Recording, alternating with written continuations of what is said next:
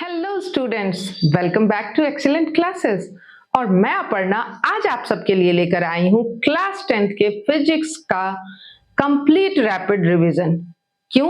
क्योंकि आपके एग्जाम हैं कल, और एग्जाम से पहले सभी चैप्टर को हम अगर रिवाइज कर लेते हैं और तरीके से रिवाइज करते हैं तो हमारी प्रॉब्लम सॉल्व होती है। क्यों? क्योंकि आपके एग्जाम है और एग्जाम में फिजिक्स सबसे ज्यादा टेंशन देता है।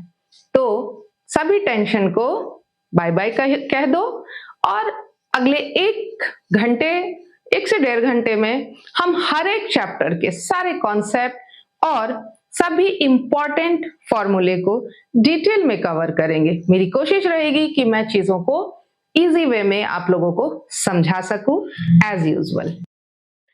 बिना किसी देरी के चलिए शुरू करते हैं सबसे पहले और सबसे इंपॉर्टेंट चैप्टर से, जिसका नाम है लाइट, रिफ्लेक्शन एंड रिफ्रैक्शन। हाँ, सबसे पहले बात करते हैं रिफ्लेक्शन की। जब लाइट किसी पॉलिश सरफेस से टकरा के वापस आता है, उससे ही हम रिफ्लेक्शन कहते हैं। ये तो आप सबको पता होगा, तो जल्दी से रिवाइज कर लेते हैं। तो सबसे पहले यहां पर हम मिरर के बारे में पढ़ते हैं और लेंस के बारे में पढ़ते हैं। जो मिरर है पहले वहां जानते हैं। प्लेन मिरर होता है और स्फेरिकल मिरर होता है। जो प्लेन मिरर है उसे अगर आप जानोगे उसके बारे में, तो इसमें क्या होता है, इमेज हमेशा ऑलवेज वर्चुअल, इरेक्ट और लिटरली इन्वर्टेड होती है। कैसी होती है? Virtual, erect and literally inverted. इसका मतलब क्या हुआ? Left appears to right, right appears to left. सुन रखा है ना? जब आप मिरर में खुद को देखते हो तो आपका लेफ्ट हैंड अगर आप हाई करते हो ना, तो मिरर से आपको वो राइट हैंड लगता है, राइट? इसे ही हम कहते हैं लिटरली इन्वर्टेड। तो अब यहां पर जो हम अपने सिलेबस में पढ़ेंगे, फोकस करते हैं, वहां हम ज्यादा स्फेरिकल मिरर पे करते हैं। ठीक है? तो स्फेरिकल मिरर, अभी मैंने बताया मिरर 2 टाइप्स के होते हैं, ये याद रखना है। Plane mirror, spherical mirror. और स्फेरिकल मिरर के भी 2 टाइप्स होते हैं। कौन कौन से? Concave mirror and convex mirror. इसे याद रखना है बच्चे। Concave mirror and convex mirror spherical mirror के 2 टाइप्स हैं। ठीक है? तो चलिए हम बात करते हैं कॉनकेव मिरर की। कॉनकेव मिरर के अंदर की तरफ जो कॉनकेव मिरर है वो अंदर की तरफ कर्व होता है, लाइक अ केव, है ना, एक गुफा की तरह। और इसे हम कन्वर्जिंग मिरर भी कहते हैं, क्योंकि ये लाइट रेस को एक पॉइंट पे फोकस करता है, मतलब कन्वर्ज करता है चीजों को, यहां लाइट को। ठीक है? ऐसे मिरर को हम क्या कहते हैं? कॉनकेव मिरर कहते हैं। और वहीं अगर हम बात करें कॉन्वेक्स मिरर की, तो ये बाहर की तरफ निकलता है, मतलब जैसे एक लाइट आई ना, तो सारी जो रिफ्लेक्ट होंगी ना वो बाहर होंगी, यानी डाइवर्ज होंगी, एक पॉइंट से वो क्या होंगी? डाइवर्ज होती जाएंगी। तो कॉन्वेक्स मिरर जो होता है वो बाहर की तरफ निकलता हुआ होता है और ये डाइवर्जिंग होता है। डाइवर्जिंग क्यों कहते हैं? क्योंकि ये जो रेज इस पे आती है ना, उसे फैला देता है, यानी बाहर की तरफ ये बिल्कुल फैला देता है। जैसे क्या हो रहा है, कॉनकेव में कन्वर्ज और कॉन्वेक्स में डाइवर्ज। तो कन्वर्जिंग डाइवर्जिंग में कंफ्यूज नहीं होना है, इसे बहुत आराम से पढ़ना समझना आ जाएगा। ठीक है? तो चलो अब हम आगे बढ़ते हैं, क्योंकि हमारे पास टाइम बिल्कुल कम है, हमें रिवीजन कर रहे हैं, हम सिर्फ यहाँ पर रिवीजन कर रहे हैं, कोई डिटेल क्लास नहीं है ये। सो स्फेरिकल मिरर के रे डायग्राम बनाने के 3 बेसिक रूल होते हैं। इसमें रे डायग्राम भी आपको समझना बहुत जरूरी है, तो इसे ध्यान से सुनो। फर्स्ट रूल क्या कहता है?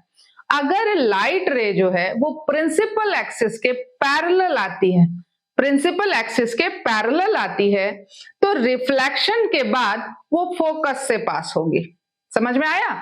प्रिंसिपल एक्सिस से पैरेलल आएगी तो फोकस से लौटेगी। जब रे ऐसे आएगी पैरेलल इस तरह से, तो वो फोकस के पास से जाएगी। ठीक है? डायग्राम बना के चेक कर लेना, यही मिलेगा। सेकेंड रूल क्या कहता है? अगर रे फोकस से आती है तो वो रिफ्लेक्ट होने के बाद प्रिंसिपल एक्सिस के पैरेलल हो जाएगी। देखो फर्स्ट रूल का उल्टा, आसान है ना? फर्स्ट रूल का उल्टा। इसे अच्छे से याद रखना है, कंफ्यूज बिल्कुल नहीं होना है। और इसका थर्ड रूल क्या कहता है, अगर रे सेंटर ऑफ कर्वेचर से पास हो रही है तो लौट के भी वो सेंटर ऑफ कर्वेचर से ही जाएगी, मतलब सेम पाथ चूज करता है, राइट। और जब एग्जाम की बात करें ना हम, एग्जाम बेस्ड इंपॉर्टेंट है कॉनकेव मिरर का सिक्स केस है ना। यहां पर इस चीज को याद रखना, यहाँ पे टोटल आपके एनसीईआरटी की बुक में देखना 6 केसेस दिए हुए हैं जिसमें 6 इंपॉर्टेंट है। 6 क्यों इंपॉर्टेंट है, क्योंकि जब हम ऑब्जेक्ट को पोल और फोकस के बीच में रखते हैं तो इमेज मिरर के पीछे बनती है, ये याद रखना है। इमेज कहां बनेगी, मिरर के पीछे बनती है। और ये क्यों बता रही हूं मैं, क्योंकि और भी रूल्स थे, वो सबको ना बता के मैं सिर्फ ये वाले रूल को क्यों बता रही हूं, क्योंकि सिर्फ इसी केस में जो कॉनकेव मिरर है एक वर्चुअल इरेक्ट और मैग्निफाइड इमेज बनाता है, ठीक है। Virtual erect and magnified image बनाता है और इसी वजह से इसे सेविंग मिरर और डेंटिस्ट मिरर में यूज किया जाता है। समझ में आया बच्चों। तो अब जो प्रॉब्लम है ना, उस पे बात कर लेते हैं। क्या प्रॉब्लम होती है आप लोगों को सबसे ज्यादा, साइन कन्वेंशन में, है ना। साइन कन्वेंशन न्यूमेरिकल सॉल्व करने के लिए इसे समझना बहुत जरूरी है ना। साइन कन्वेंशन में क्या होता है, अब यहां पर ये समझ लो, हमेशा याद रखो कि ऑब्जेक्ट को हम हमेशा मिरर के लेफ्ट साइड में रखते हैं, ठीक है। कहां रखते हैं, लेफ्ट साइड में रखते हैं। तो जब आप एक्स एक्सिस याद करोगे ना, तो वहां से अगर आप ओरिजिन से लोगे ना, तो आप जब राइट साइड बढ़ते हो पॉजिटिव होता है, लेफ्ट साइड बढ़ते हो नेगेटिव होता है। तो ऑलवेज ये चीज याद रखना, अगर भूल भी जाओ कि ऑब्जेक्ट जो है वो कैसा साइन लेके रहेगा, तो ये याद रखना कि नंबर लाइन पे नेगेटिव लाइन किधर है, पॉजिटिव लाइन किधर है, तो याद हो जाएगा कि लेफ्ट साइड में ही हमारा ऑब्जेक्ट होता है, क्योंकि मिरर के सामने हम रखते हैं और इसीलिए जो ऑब्जेक्ट की डिस्टेंस है वो हमेशा नेगेटिव होती है, ये याद रखना है आपको, ठीक है। अब इंसिडेंट लाइट के डायरेक्शन वाली सारी मेजरमेंट्स पॉजिटिव होती है। क्या होती है, लाइट के डायरेक्शन वाली सारी मेजरमेंट्स जो है वो पॉजिटिव होती है और उसके अपोजिट डायरेक्शन वाली नेगेटिव। ये भी आप समझ सकते हो, ठीक है। लाइट के डायरेक्शन में अगर जा रही है, ये डायरेक्शन अगर लाइट का है तो इधर की जितनी भी मेजरमेंट्स होंगे वो सब पॉजिटिव होंगे, उसके अपोजिट वाली सारी नेगेटिव होंगी। बड़ा आसान है, थोड़ा ध्यान से पढ़ना है, इसे समझ में आ जाएगा, ठीक है। और एग्जाम है तो टेंशन लेने से काम होगा नहीं, शांति से पढ़ाई करना है, ओके। जितनी रिवीजन करोगे बच्चे, जितना आपने अभी तक पढ़ रखा है वो सब पढ़ डालना, बस कुछ नया करने की जरूरत नहीं है, बहुत ज्यादा प्रेशर लेने की जरूरत नहीं है, आराम से एग्जाम देना, ठीक है। चलो बात करते हैं हम कॉनकेव मिरर की। तो कॉनकेव मिरर की फोकल लेंथ हमेशा नेगेटिव होती है। कॉनकेव मिरर की फोकल लेंथ हमेशा नेगेटिव होती है और कॉन्वेक्स मिरर की फोकल लेंथ जो है वो हमेशा पॉजिटिव होती है। ये आपको समझ में आ गया होगा, मिरर के लेफ्ट साइड और मिरर के राइट साइड होती है, तो ये याद आ गया होगा और क्लास में भी मैंने बता रखा है। तो अब मिरर फॉर्मूला नोट कर लीजिए, जो ये रहा, ठीक है। 1/u + 1/v = 1/f। और ये सभी क्या चीजें हैं वो आपको पता है, object, image and focal length. चलिए अब हम बात करते हैं मैग्निफिकेशन की। तो magnification basically height of image upon height of object होती है और इसे हम v-v/u भी लिखते हैं, माइनस लगाओगे एंड v/u लिखते हैं, ये भी आप नोट कर लेना। चलो, तो मैग्निफिकेशन में क्या होता है, जो मैग्निफिकेशन नेगेटिव है तो इमेज कैसी होगी, अगर मैग्निफिकेशन नेगेटिव है तो इमेज कैसी बनेगी बेटा, रियल इन्वर्टेड बनेगी, और अगर पॉजिटिव है तो इमेज वर्चुअल और इरेक्ट होती है। इसको एकदम से याद कर लेना, इससे क्वेश्चन तो आएंगे मैग्निफिकेशन से। कैसा होता है, बहुत ही सिंपल है, जब मैग्निफिकेशन नेगेटिव है तो इमेज रियल और इन्वर्टेड होगी, और पॉजिटिव है तो इमेज वर्चुअल और इरेक्ट होती है। ठीक, यहां तक हमने पढ़ लिया रिफ्लेक्शन को, मिरर के सभी एक एक पॉइंट को हमने समझ लिया। इसको अच्छे से रिवाइज कर लेना, ये काफी है रिवीजन के लिए।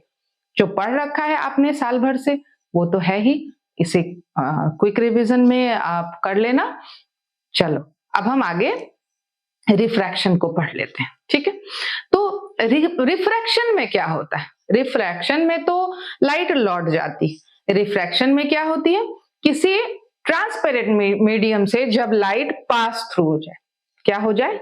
एक मीडियम से दूसरे मीडियम में ट्रेवल कर जाए, तो इसे ही हम कहते हैं रिफ्रैक्शन। क्या कहेंगे बच्चे? रिफ्रैक्शन मतलब rare medium to denser medium, denser medium to rare medium, ऐसे ही ट्रेवल करता है। मतलब अब देखो, एयर से वाटर में गया है ना, सॉलिड में, या ग्लास स्लैब में गया, तो आप कहोगे सॉलिड में कैसे चला गया मैम? ग्लास स्लैब से चला गया, वाटर में चला गया, तो ये रेयर मीडियम और डेंसर मीडियम ही होते हैं। तो इससे जैसे ही ये ट्रांसपेरेंट हुए, एक मीडियम से दूसरे मीडियम में गए, तो इसे हम क्या कहते हैं? रिफ्रैक्शन। क्लियर? चलो अब देखो, जब लाइट किसी रेयर मीडियम से, मान लो कि हवा से पानी में जा रही है, हवा रेयर मीडियम होगी ना और पानी डेंसर मीडियम होगा, में जाती है, तो वो नॉर्मल की तरफ बेंट होती है। रेयर बता रखा है, इंसिडेंट, रिफ्लेक्ट और नॉर्मल होती है स्ट्रेट। तो क्या होती है? नॉर्मल की तरफ बेंट होती है, टुवर्ड्स दी नॉर्मल। ठीक है, ऐसे झुक जाएगी। और जब डेंसर से रेयर मीडियम में जाती है तो वो नॉर्मल से दूर भागती, यानी bends away from the normal. इसे याद रखना है, तभी पानी में जब आप कोई चीज डालते हो ना, तो आपको थोड़ी सी टेढ़ी लगती है ना। चलो ये समझ में आ गया आपको, तो हम आगे बढ़ते हैं। इसमें सबसे इंपॉर्टेंट है स्नेल्स लॉ। ये कहता है कि जो साइन ऑफ एंगल है इंसिडेंट और sine of angle of refraction, इसका रेशियो हमेशा कांस्टेंट होता है। ध्यान रखना, इसका रेशियो हमेशा कांस्टेंट होता है, और यही स्नेल्स लॉ है। ठीक, ये जो कांस्टेंट है और कुछ नहीं, बल्कि पहले मीडियम के रिस्पेक्ट में दूसरे मीडियम का रिफ्रैक्टिव इंडेक्स होता है। अब समझ में आया क्या होता है? ये जो हमारा फर्स्ट मीडियम है उसके रिस्पेक्ट में दूसरे मीडियम का रिफ्रैक्टिव इंडेक्स होता है। इसे याद रखोगे तो रिफ्रैक्टिव इंडेक्स निकाल पाओगे। तो रिफ्रैक्टिव जो हमारा रिफ्रैक्टिव इंडेक्स है, एक और फॉर्मूला होता है, speed of light in vacuum divided by speed of light in medium, C by V वाला। ठीक है, तो इसको याद रखना है। चलिए आगे बढ़ते हैं। तो जिस मीडियम का रिफ्रैक्टिव इंडेक्स जितना ज्यादा होता है वो उतना ही ऑप्टिकली डेंसर होगा। क्या होगा? ऑप्टिकली डेंसर होगा, और उसमें लाइट की स्पीड उतनी ही कम होगी। अब यहां पर ध्यान देना बच्चे कि इसमें ये क्या कह रहा है कि अगर रिफ्रैक्टिव इंडेक्स ज्यादा है तो मीडियम डेंसर है, और मीडियम डेंसर है तो वहां लाइट की स्पीड जो है वो इंटरप्ट होगी, यानी स्लो होगी। याद रखना है इस चीज को सबसे, क्योंकि आपके ऑब्जेक्टिव में ऐसे ऑप्शन दे दिए जाते हैं डेंसर मीडियम डाल करके, तो वहां पे बड़ा ध्यान से आंसर करना, इससे रिलेटेड एमसीक्यू में क्वेश्चन आ जाते हैं वैसे भी। ठीक है, तो अब बात करते हैं हम लेंस की। फटाफट से हम रिवाइज कर लेते हैं बच्चे। ठीक है, तो लेंस जो है वो दो टाइप के होते हैं, वैसे ही जैसे मिरर दो टाइप के होते हैं, convex lens and concave lens. तो यहां पर जो कॉन्वेक्स लेंस है वो कन्वर्जिंग होता है ना। क्या होता है? कॉन्वेक्स कन्वर्जिंग होता है, जबकि मिरर में हमने क्या पढ़ा है कि कॉनकेव कन्वर्जिंग होता है। कंफ्यूज नहीं होना है, ये तो लेटेस्ट न्यूज़ है। कॉनकेव लेंस जो है वो डाइवर्जिंग होता है, और कॉन्वेक्स मिरर डाइवर्जिंग होता है, इसे याद रखना है।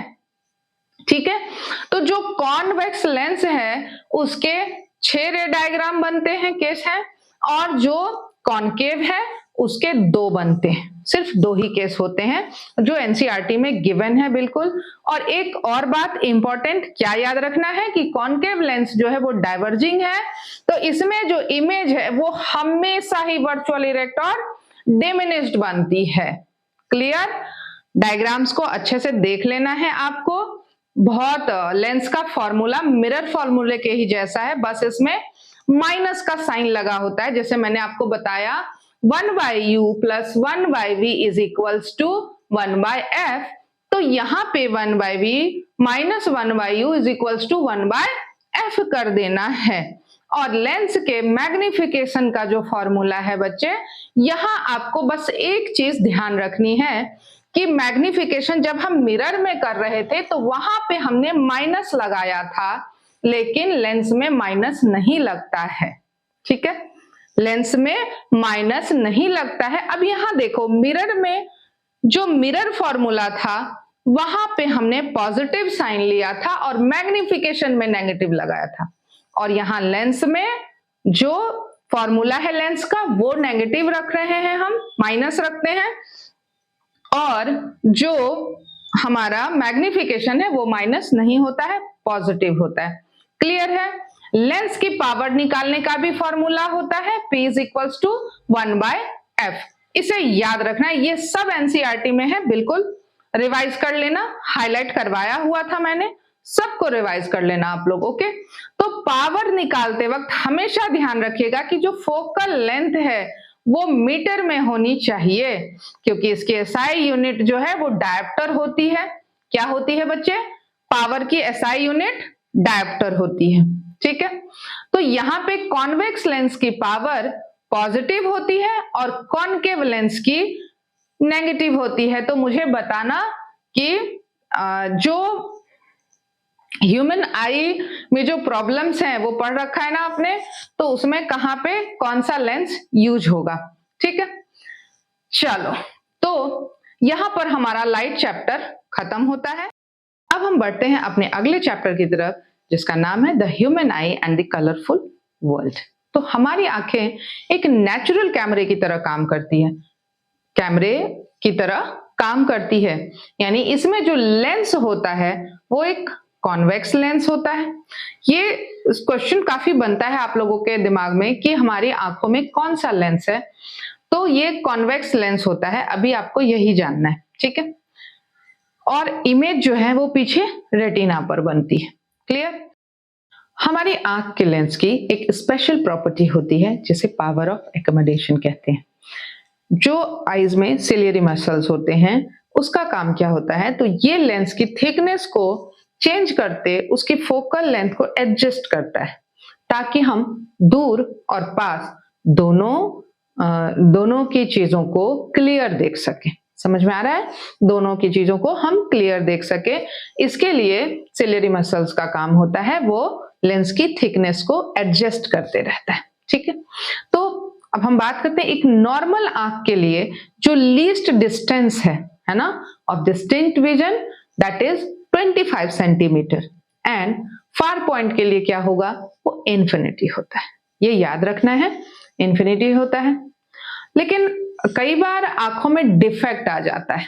क्या आ जाता है? आंखों में डिफेक्ट आ जाता है, और आपको पता है आईज में 3 तरीके के डिफेक्ट को आपको पढ़ना है या पढ़ चुके हैं, आपको रिवाइज करना है, दैट्स इट। तो पहला है मायोपिया या नियर साइटनेस। ठीक है, तो मायोपिया में क्या होता है, इसमें इंसान को पास का, जब हम पास किसी चीज को करते हैं वो क्लियर दिखता है, पर दूर का ब्लर हो जाता है। ठीक है, पास की चीजें दिखती हैं और दूर की चीजें ब्लर हो जाती हैं, इसे कहते हैं मायोपिया। और मायोपिया में इमेज जो है वो रेटिना से पहले ही बन जाती है। कहां बन जाती है? रेटिना से पहले ही बन जाती है। वैसे तो रेटिना के पीछे बनती है इमेज, लेकिन मायोपिया में रेटिना के आगे बन जाती है। इससे जो इसके ठीक करने के लिए, इसको ठीक करने के लिए हम कॉनकेव लेंस का यूज करते हैं। कौन से लेंस का? कॉनकेव लेंस का। ये याद रखना है क्योंकि ये पूछा जाता है, तो यहां पर कंफ्यूज नहीं होना है।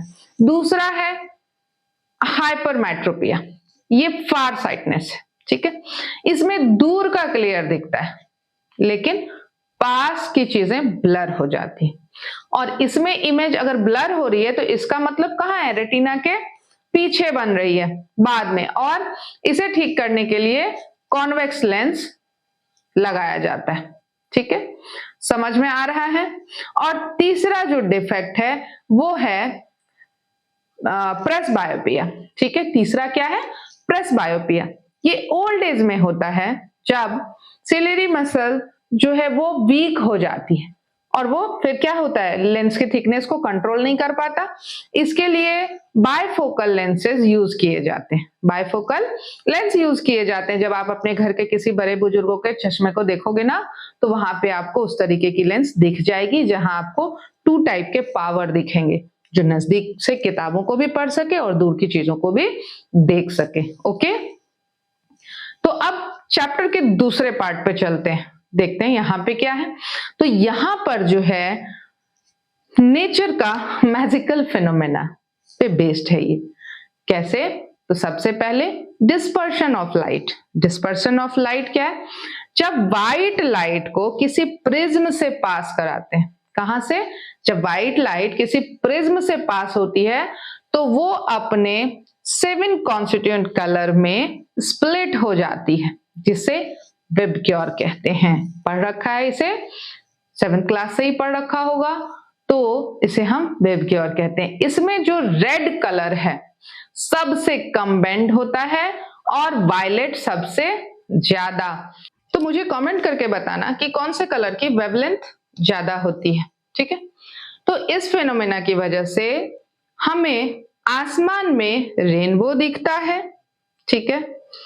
और दूसरा फेनोमेना है एटमॉस्फेरिक रिफ्रैक्शन। एटमॉस्फेरिक रिफ्रैक्शन हमारे अर्थ का जो एटमॉस्फेयर में अलग अलग लेयर है, पता है ना, जिनकी डेंसिटी अलग है। क्या है? एटमॉस्फेरिक लेयर्स में क्या है? डेंसिटी अलग है।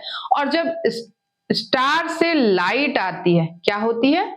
जब स्टार से लाइट आती है तो वो इन लेयर से लगातार रिफ्रैक्ट होती है। इस वजह से हमें स्टार्स जो है वो ट्विंकलिंग करते दिखाई देते। नहीं समझ में आया? देखो, atmospheric refraction is the reason of twinkling of stars. Okay, जो तारे टिमटिमाते हुए नजर आते हैं वो आपको एटमॉस्फेरिक रिफ्रैक्शन की वजह से आते हैं। इससे क्वेश्चन आता है बेटा, तो आप लोग ध्यान से पढ़ना, ठीक है।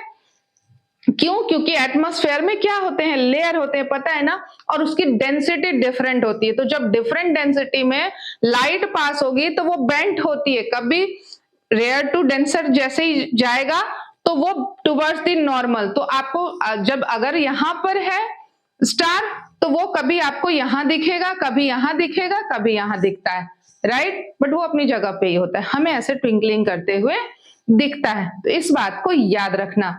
और इस रिफ्रैक्शन की वजह से हमें सनराइज एक्चुअल टाइम से 2 मिनट बिफोर दिखता है, और जो सनसेट है वो 2 मिनट आफ्टर दिखता है।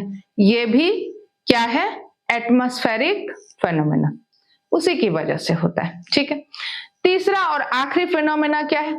Scattering of light. और यही तीनों इंपॉर्टेंट है और इन तीनों से ही क्वेश्चन पूछे जाते हैं, याद रखना है इसको। तो स्कैटरिंग ऑफ लाइट को देखते हैं। आसमान नीला क्यों दिखता है? क्योंकि हमारे इस एटमॉस्फेयर का के जो छोटे पार्टिकल्स हैं, उसकी जो वेवलेंथ वाली लाइट है, छोटी वेवलेंथ वाली लाइट है, यानी ब्लू कलर को सबसे ज्यादा स्कैटर करता है। क्या करता है? ब्लू कलर को सबसे ज्यादा स्कैटर करता है, और इसीलिए आपको आसमान नीला दिखता है। स्कैटरिंग ऑफ लाइट की वजह से, रीजन ये लिखना है, ओके। लेकिन अगर हम बात करें सनराइज और सनसेट के टाइम की, तो जो लाइट है, लाइट को एटमॉस्फेयर में बहुत लंबा रास्ता तय करना पड़ता है, ये तो जानते हो आप लोग। तो क्या होता है, जो सारी ब्लू लाइट रास्ते में ही स्कैटर हो जाती है और हमारी आंखों तक सिर्फ लंबी वेवलेंथ वाली लाइट यानी रेड कलर पहुंचता है, इसलिए सूरज लाल दिखता है आपको सनराइज और सनसेट के टाइम पे। बात समझ में आई?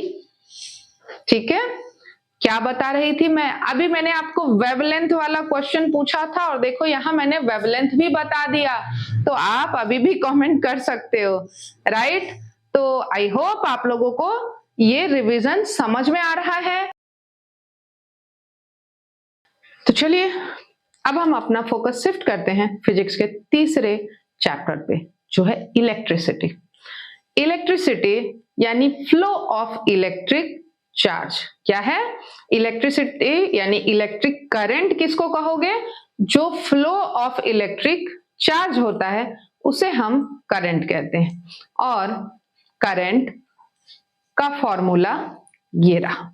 ठीक है, तो करंट की एसआई यूनिट जो है वो एम्पियर होती है और इसे एमीटर नाम के डिवाइस से मेजर किया जाता है ना?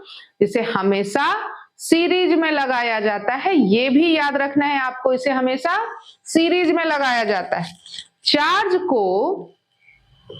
को सर्किट में फ्लो करवाने के लिए, चार्ज को सर्किट में फ्लो करवाने के लिए जो पुश या प्रेशर चाहिए होता है उसे हम पोटेंशियल डिफरेंस या वोल्टेज कहते हैं।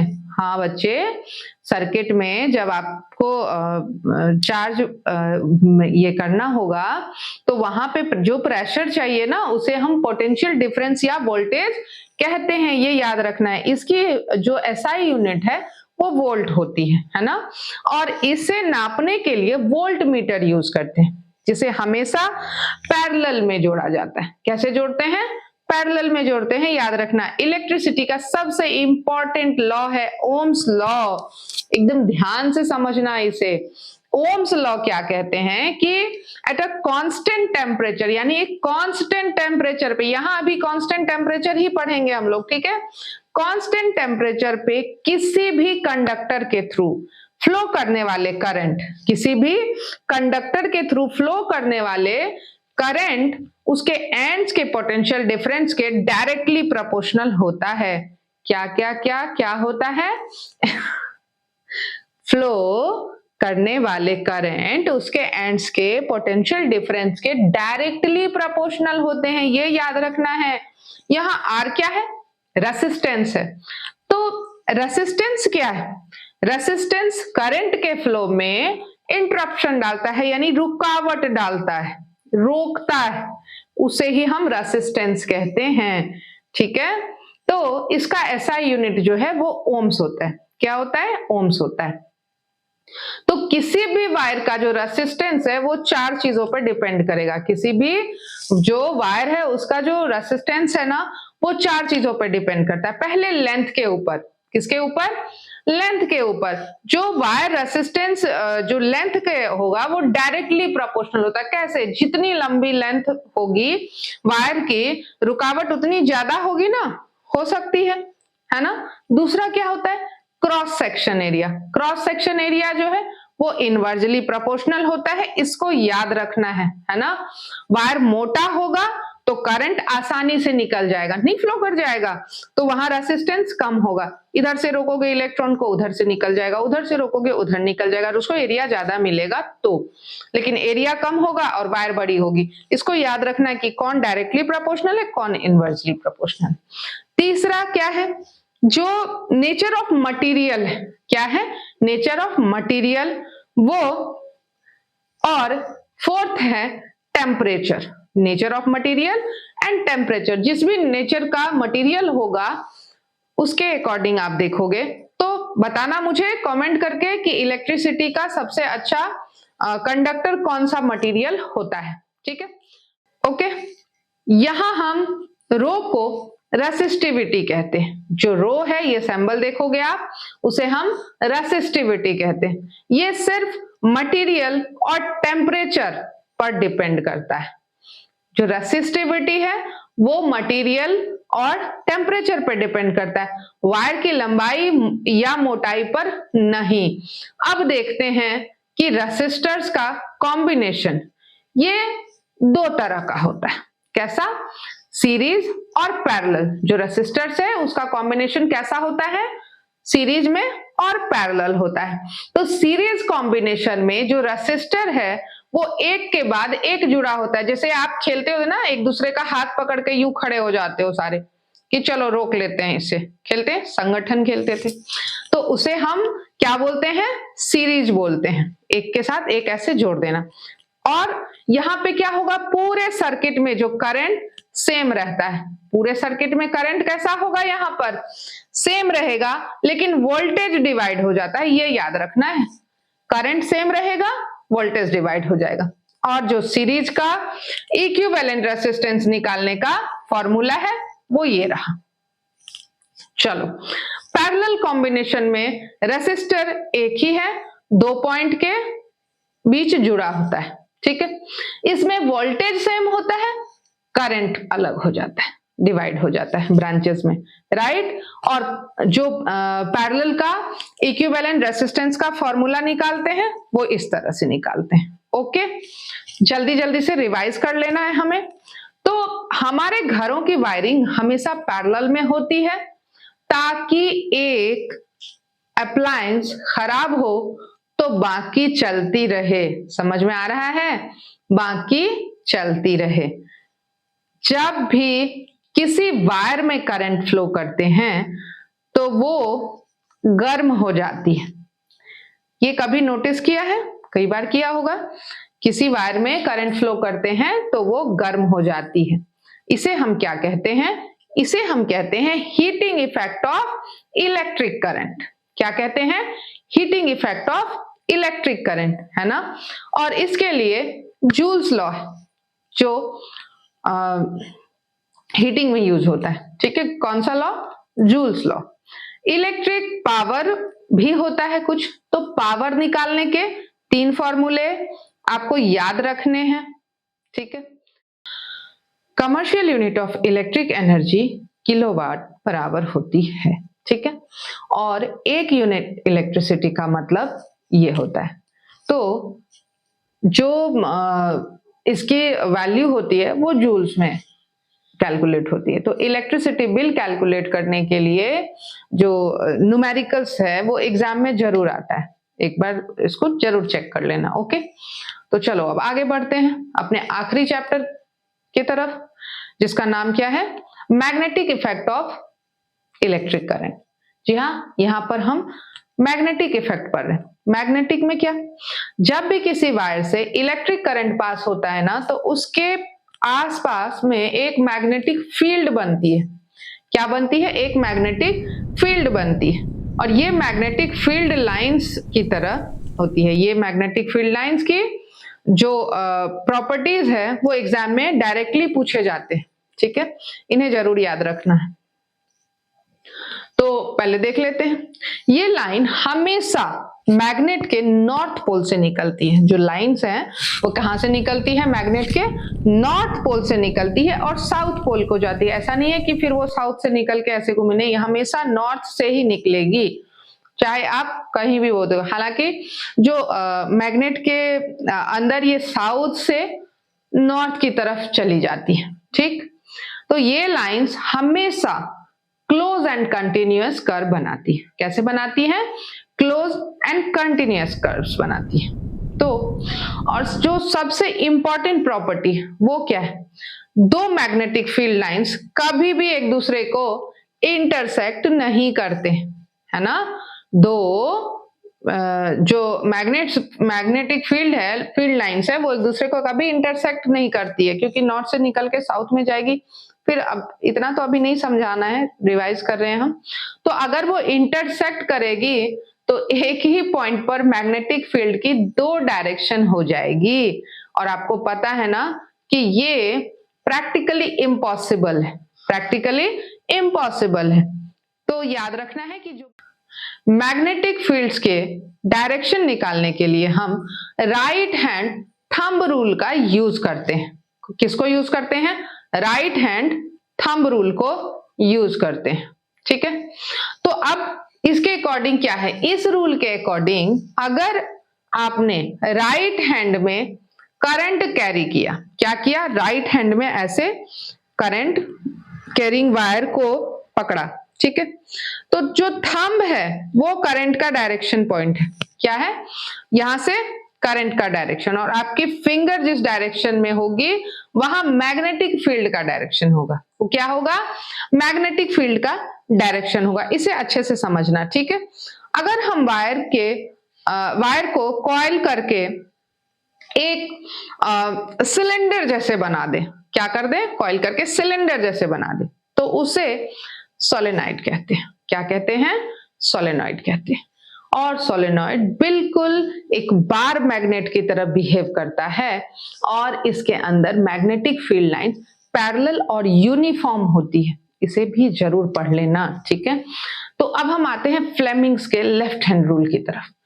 ये क्या कहता है कि जब हम किसी ऐसे वायर जिसमें करंट फ्लो कर रहा हो, किसी वायर में जिसमें करंट फ्लो कर रहा हो, उसे एक एक्सटर्नल मैग्नेटिक फील्ड में रखें, तो उस पर एक फोर्स लगता है। क्या लगता है? उस पर एक फोर्स लगता है, ठीक है।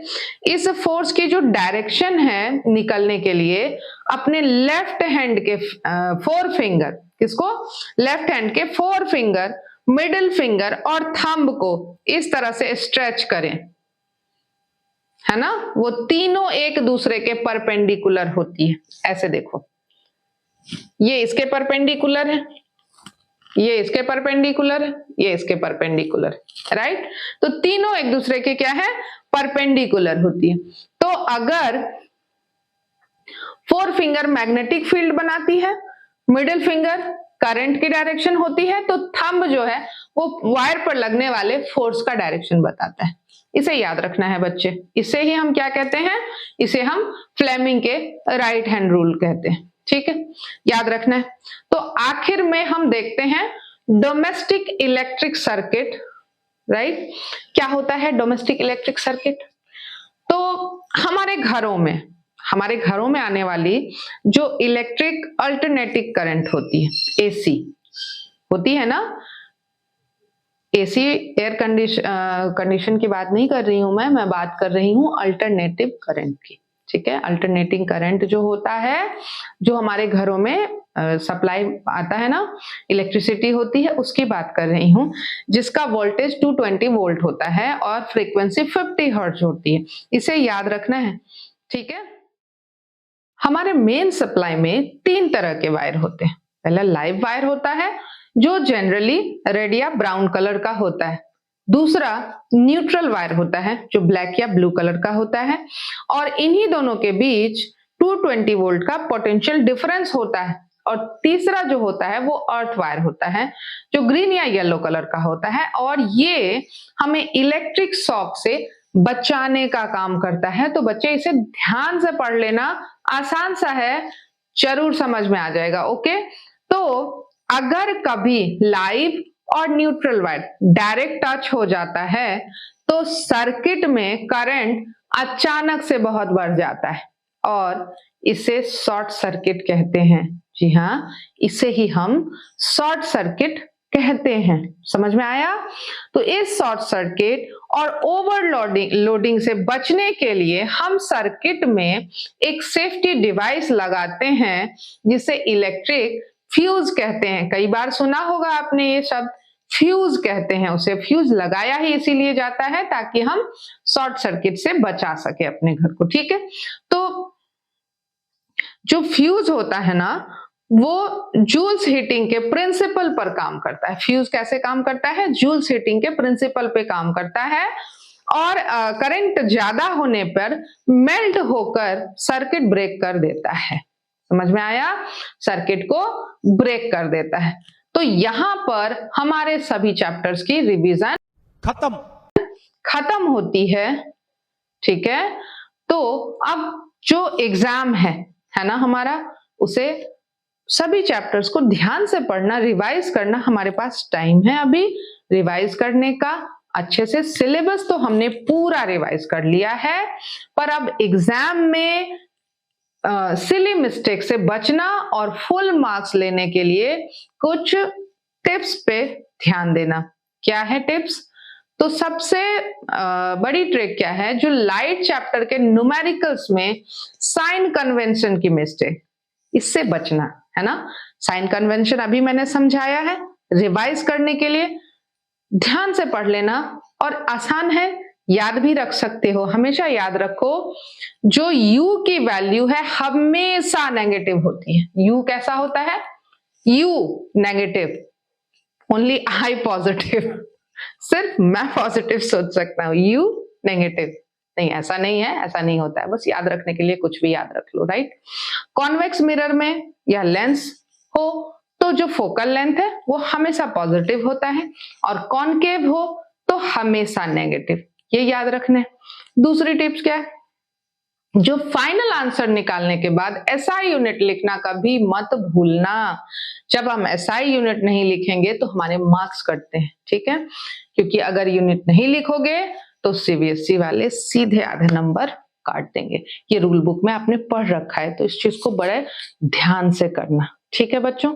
तो मैं यही कहूंगी कि ध्यान से रिवाइज करो सभी चैप्टर को जो पढ़ रखा है साल भर से, और पैनिक बिल्कुल नहीं होना है। ध्यान से, फिजिक्स है, थोड़ा डर तो लगता है, लेकिन चलो कोशिश करोगे तो हो जाएगा। All the best.